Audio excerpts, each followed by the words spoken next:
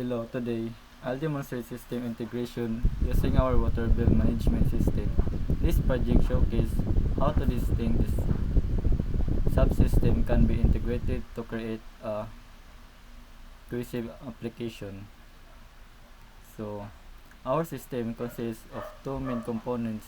We are subsystem A, user interface layer.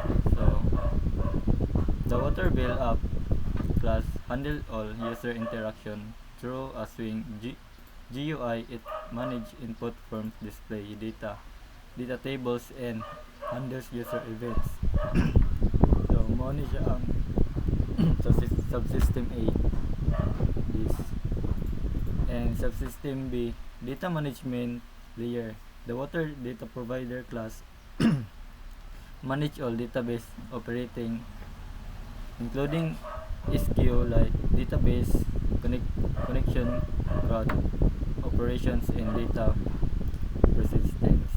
So, muna siya. This water data provider class. System B data.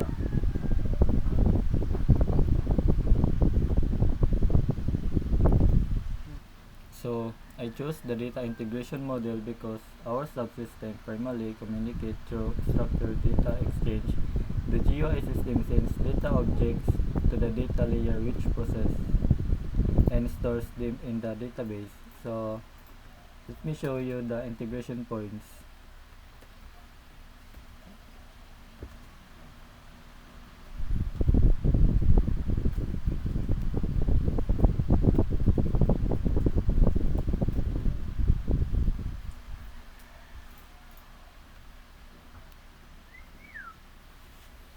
This.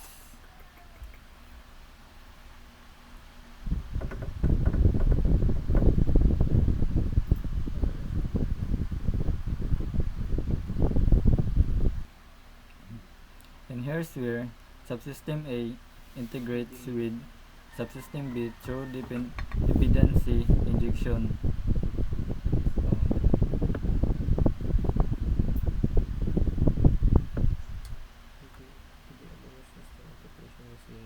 This and management system for Philippine use and barangays.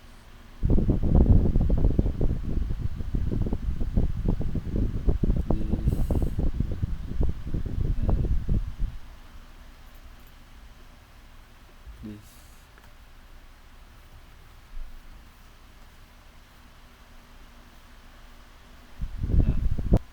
And these are our integration touch points where data flows between subsystem. Now let's see the integration in action. So I'll enter the customer name data. So name, pay, check, and previous reading is for the example 100, and current reading is 150, and rate per, so yung rate kay 25 pesos. Then if I click add bill, the GUI subsystem validates the input and passes it to the data subsystem. Okay.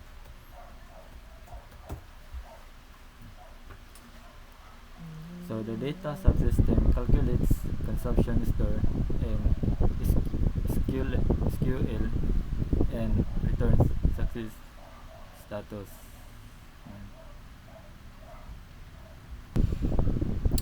So view data. The table automatically refreshes, showing data retrieved from the database.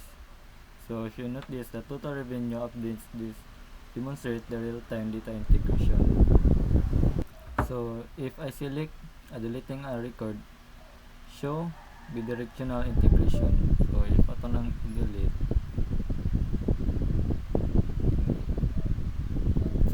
GUI sends the delete request, database process it, and GUI reflects the change. Yes. Masya select. Tapos delete. Yes. Yan. Delete na siya.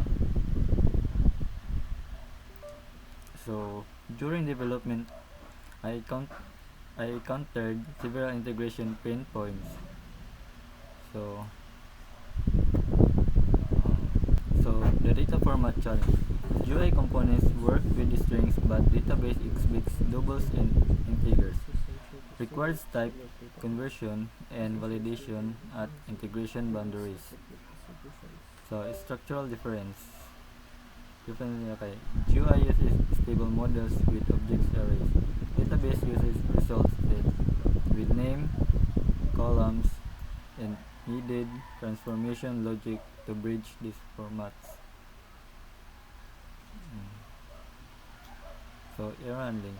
Database exception must be caught and converted to user-friendly GUI message.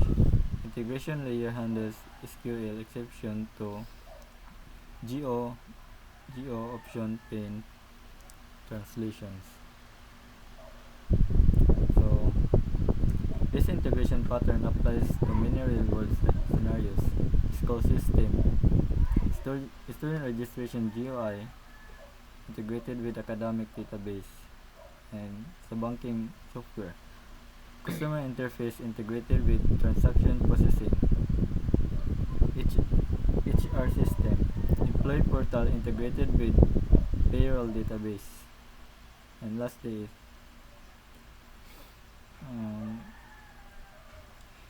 e-commerce shopping cart interface integrated with inventory management.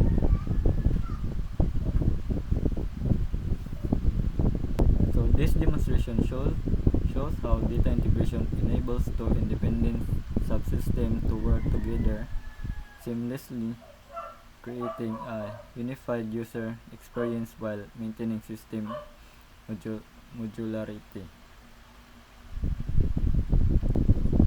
And thank you.